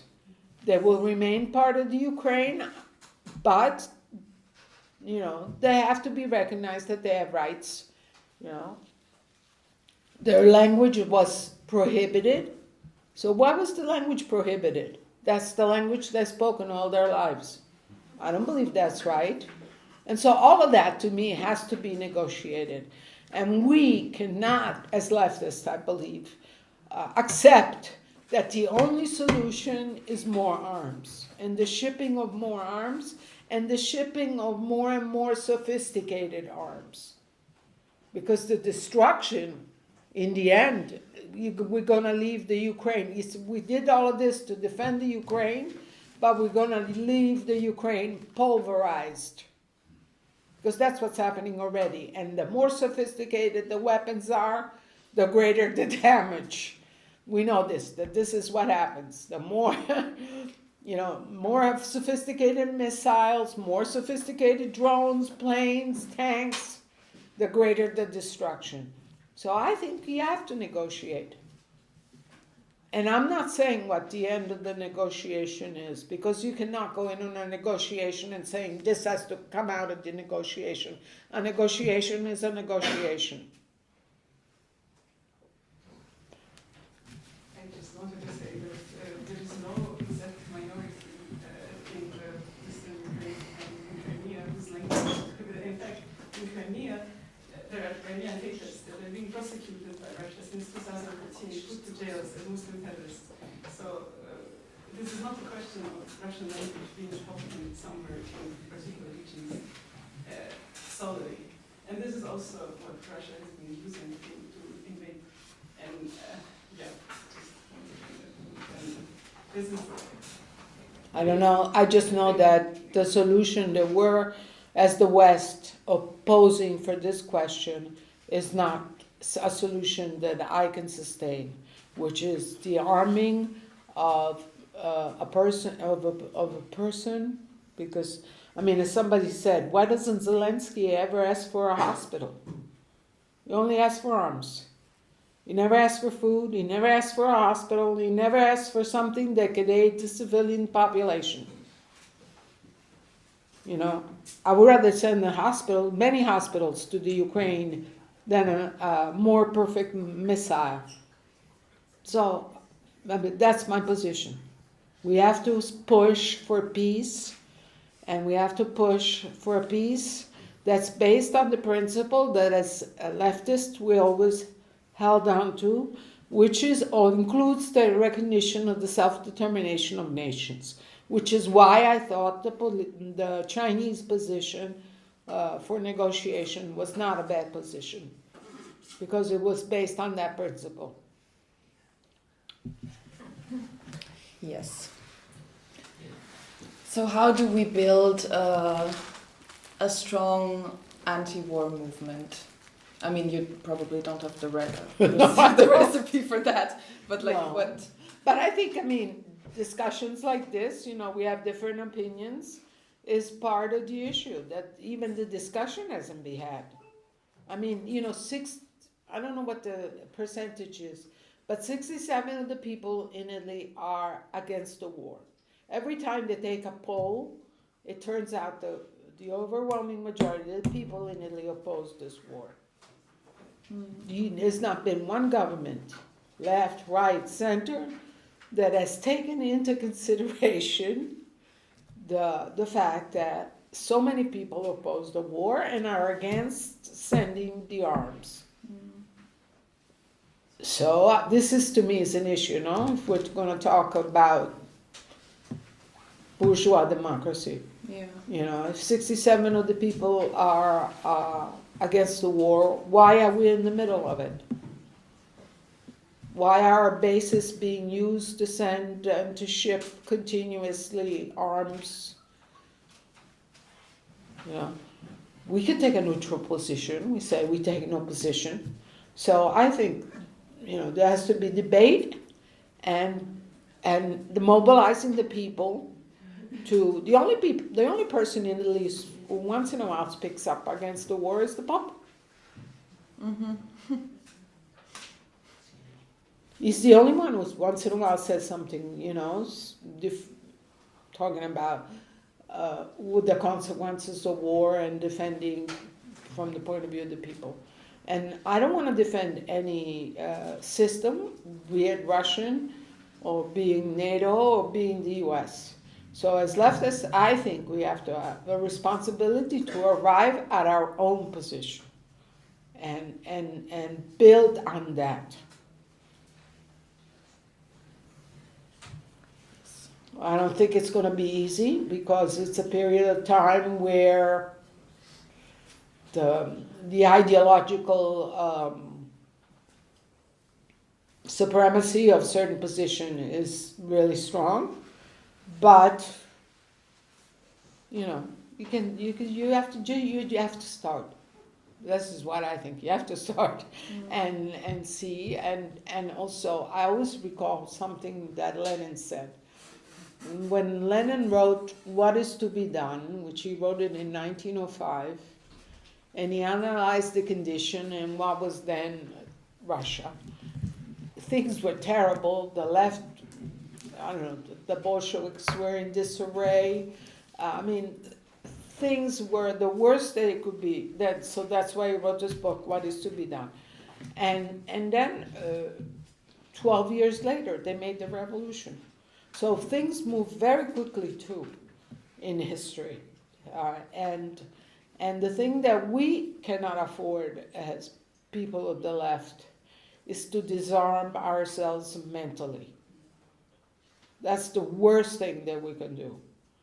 So, that's important work as far as I'm concerned. I think it's Comrade Lenin's birthday today. Oh, yeah? Yeah. Yeah. So, good quote. But it wasn't a quote. It's one of those books that I don't think people read those books anymore, no? True, yeah. Yeah, that was more our generation, my generation that read that stuff. Yeah. But Iran. So thank you so much for the really, really valuable talk. We live under neoliberalism, and there's a lot of, attempts to disconnect the different struggles, the different issues, isolate different movements.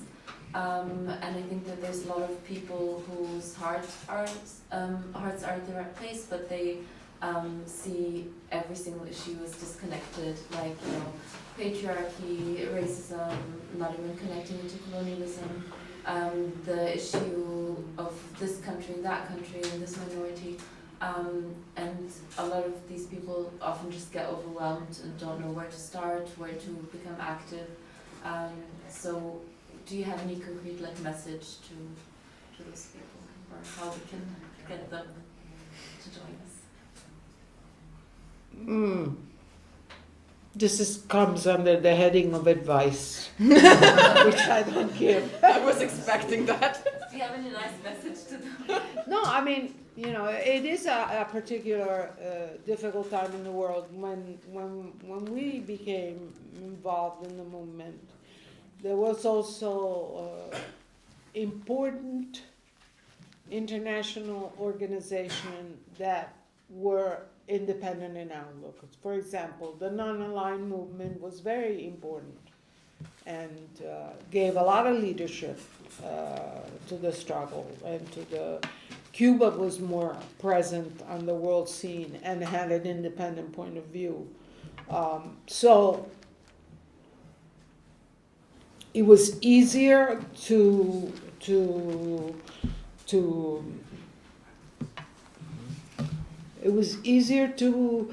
develop an overall analysis because you didn't do it in isolation. You know, there were many struggles, anti-colonial struggles that were going on in Africa. There were many struggles in Latin America against the dictatorships, but also to change the societies of those countries. And so the international, there was a lot of strength in those international movements. And so you did not feel isolated, and you didn't feel like you were off in a corner dealing with your little issues. I think it's important to when you think about and you look at the situation, is to always try to go back to what's the key problem. And then you can attack that key problem from many angles, you know. You can do work around the issue of women, around the issue of gender, but you have to be clear about what the source of the problem is. Or you can do, if you don't always drive it back to that essential contradiction, you know, then you will tend to feel isolated and stuff. And then I think the question that maybe, for example, historically, in the U.S., we fostered a lot of relationships. You know, people went to Vietnam, people went to Cuba, people went to Czechoslovakia. People traveled a lot and met with people, and that issue of building international relations maybe is less important now, but I think it really helps strengthen, because it's the exchange and for example, one of the people that was in the leadership of an organization was invited to go to the camps in Palestine, and she went in 80, no? And so she came back a totally changed person from that experience. So I think the fostering of those relationships and the building, but based on work, not based on talk, is very, very important to fight a narrow viewpoint of what's going on in the world. But I don't ever tell people you have to do that work or you don't have to do that work. You have to understand what the source of the problem is and keep always that in the forefront. So, and I think there are many issues. The issues are not lacking, you know.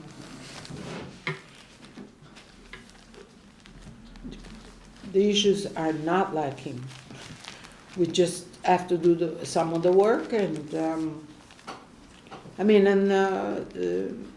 I was telling yesterday we were talking about the fact that people are so concerned about the organizations within the Palestinian movement, and they wanted you to take a position on that organization and that organization.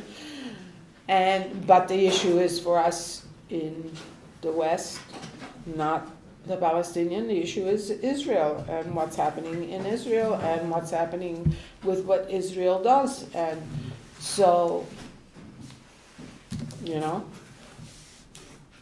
let's concentrate on our responsibilities, and our responsibilities determined by also the history that we've had.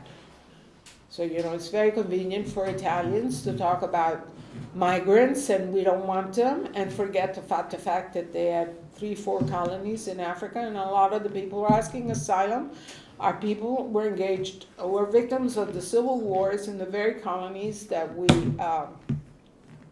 had, and Libya. We have a large responsibility for Libya, and that's one of the key places where people are getting tortured, and I could go on and on and on. Done. Okay, I stop.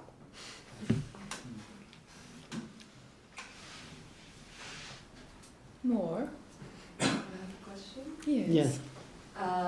My question is about compromise. Mm-hmm. Do you think compromise is part of political work or responsibility? Because, for example, I consider myself as an anarcho-feminist person, and there is no comfort for me when I move into political circles, whether in white anarchist circles or the Palestinian community and so on. And all these places require compromise, I think, when you work in these places. And when we read about the Marxist movement in Palestine, I see that there is no perfect history. Like, we tend to romanticize these movements, but they also had their problems with the male Every comrades movement and so has on. their problems. So I want to hear from you if one should compromise in these places and how to overcome this problem. Okay, I don't believe in compromise if that's the end goal. But I think, if you think what you're doing is important and you think you have to be there, at times you accept things. You have to decide what's acceptable to you. For example, I'll give you a very concrete example. When we worked with the BLA, we didn't have the same point of view on two very important issues as far as we were concerned. Women and gay people. We really didn't agree. And we talked about that and we fought about that and all this stuff. But we felt that even though we didn't agree on those issues, what we were doing together was important enough that we accepted to agree and disagree. And now I think if I would talk to the same individuals with whom I fought then, their positions now would not necessarily be the same as mine, but they would be different than they were then. Because what has emerged in their own community is those issues. And they were not white women that were bringing those issues to them, but there were black women and gay people from their own community that brought those issues to them. So, to give you a concrete thing, we decided that even though we disagreed on things that were very important to us, we would continue to do the work. And they knew that we disagreed, and they respected the fact that we said that we disagreed. So you have to decide for we decided as an organization. I didn't decide, Silvia, an individual. But there was a discussion about that. And we decided that, especially as white people, that the struggle in the US against white supremacy in that moment was more important and more determining than the differences that we had. We also agreed on a lot of other things, but on that, to give you an example. So, you know, it's not a perfect world, it's not a perfect movement, and we're not perfect human beings. The contradictions are many. But everybody has to, I think, decide the level of comfort that they have. And I think in the end, you have to say, look, I don't agree with this. You have to be, but you also have to be careful because, as I said, you know, I think the position of people changed when it wasn't white women bringing those positions to them. They thought it was interesting, but we were, in some form, we were comrades, but we were also outsiders. So it was a different thing.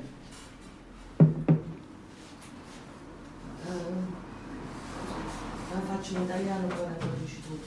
A proposito di supremazia, di suprematisti bianchi, cosa ne pensi della dichiarazione che ha fatto l'altro giorno? Lollobrigida. Lollobrigida. Mamma mia. Spiega un po' a loro perché cioè io penso che non si può immaginare una cosa del genere se non la leggi scritta sui giornali.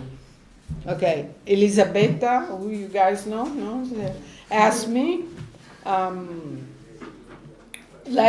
yesterday. A member of the government, not yesterday, last week.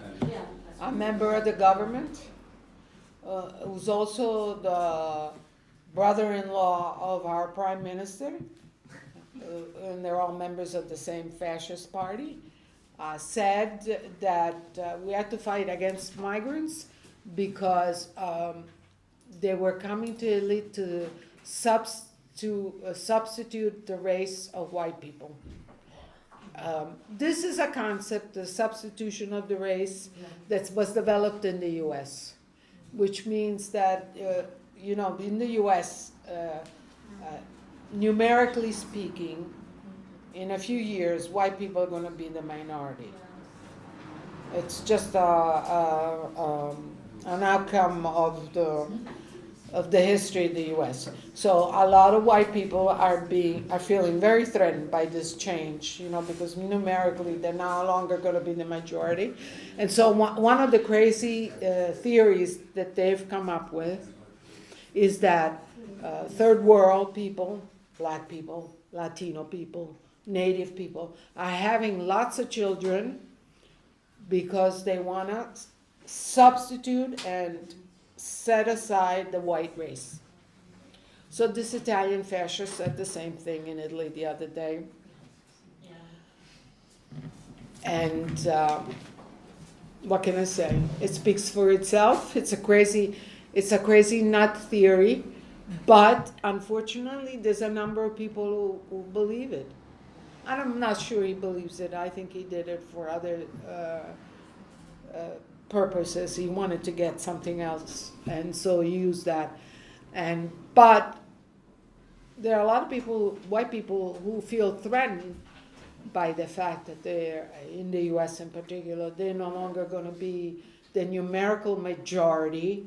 And so there's a number of crazy theories that are arising to foment their anger and, you know, it's a peculiar and dangerous situation because it's one thing to have theories floating around, even crazy racial theories, but it's another thing when somebody in a position of power, Trump did that in the US, gives it credence because it acquires potency, no? It has a different legitimacy. So this is what I believe was so dangerous about the fact that a prominent member of the government said that. So that gave that legitimacy in the eyes of a lot of people, and that's why the people who have been elected, unfortunately, in Italy, are so dangerous and have to be gotten rid of as quickly as possible. I don't know if we will be able to, but I mean, I saw that for the first time this morning, she has been slowly losing support. And this week she had lost 4 percentage points of support, which was the biggest. I mean, I don't believe in this stuff, but it only measures what people's thinking in the country. So, but I think the fact that real fascist people who absolutely do not accept that there was a resistance in Italy to fascism, that people fought to get rid of them, that they were defeated. They don't accept any of this. These are the people who are ruling Italy in this moment. I have to go to the bathroom. Yes, me too. Sorry.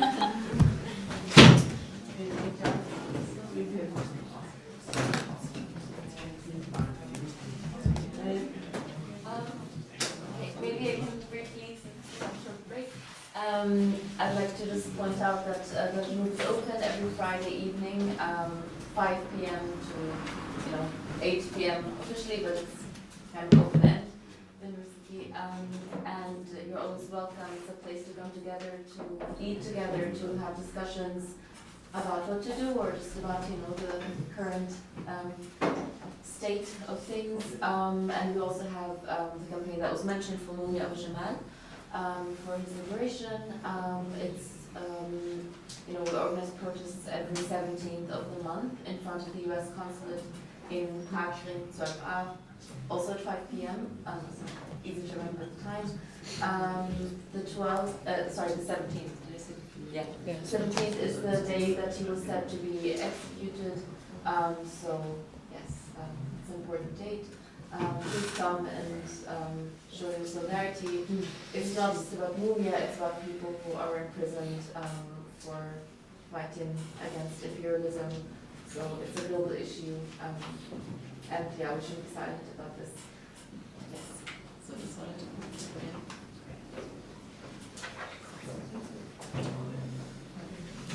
I have to go to the bathroom too.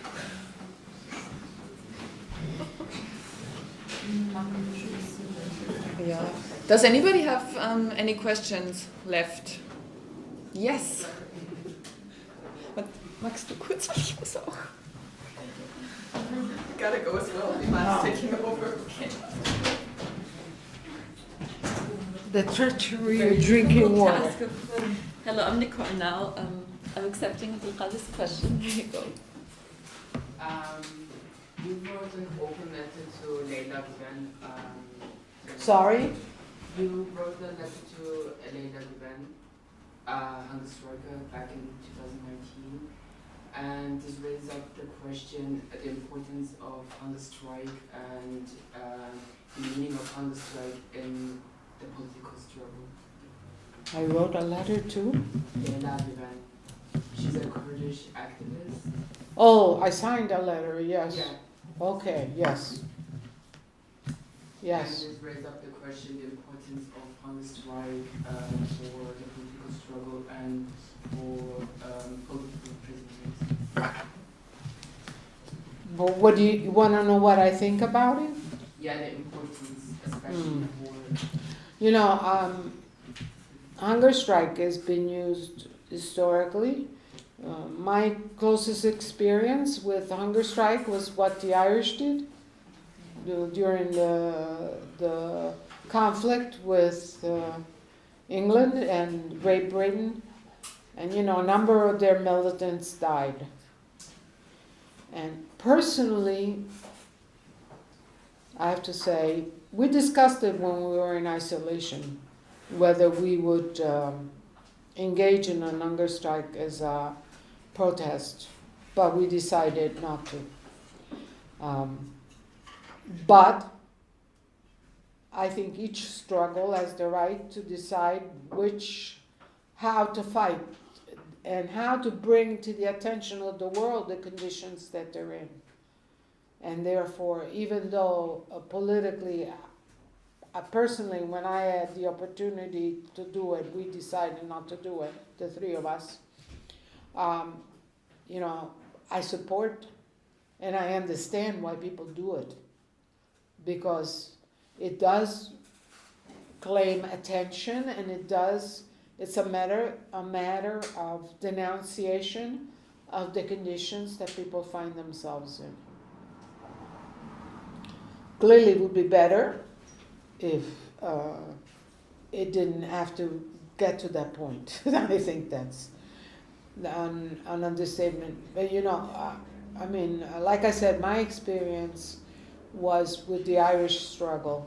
And I don't know, you guys are all very young, but you don't remember, there were these things called the H blocks, in which the IRA prisoners, men and women, were held by the British, and the condition in these H blocks were so hard that people stopped doing everything. Not only some of them went on hunger strike, but they took their feces and they smeared it on the wall.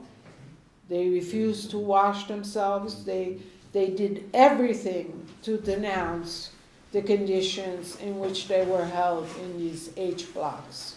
So it's been historically on the part of political prisoners using their body as a weapon, because you no longer have the weapon that you had outside, but now you have your body that can be used as a weapon. But it's a very, very, very difficult decision, I think, to arrive at, because you know that your life is at stake. And a number of the Irish died, a number of the Kurds and Turkish prisoners have died. I mean, so when you embark on that road, you have to be very clear that what the possible end of that is. It's a very courageous act, but it's got consequences that are not, there's no going back. So clearly, if we don't want people to reach that point, the work on the outside is even more important. And the pressure on the outside is even more important. Because that's the difference, the solidarity that gets built on the outside. Because they're doing their part on the inside, but the issue is what is being done on the outside. Thank you. All right. Okay? I think it's time for food. Okay. We're gonna sit together, Silvia, and if there are any remaining questions, then we can ask them over Absolutely. food. Thank you, Nicole, for moderating. Thank you so much, Silvia and No, Dar, for coming. I actually want to thank you guys for inviting us to Vienna and for being able. I've talked too much. Maybe you didn't talk enough, and we can maybe change that. Let's keep it that way. Okay.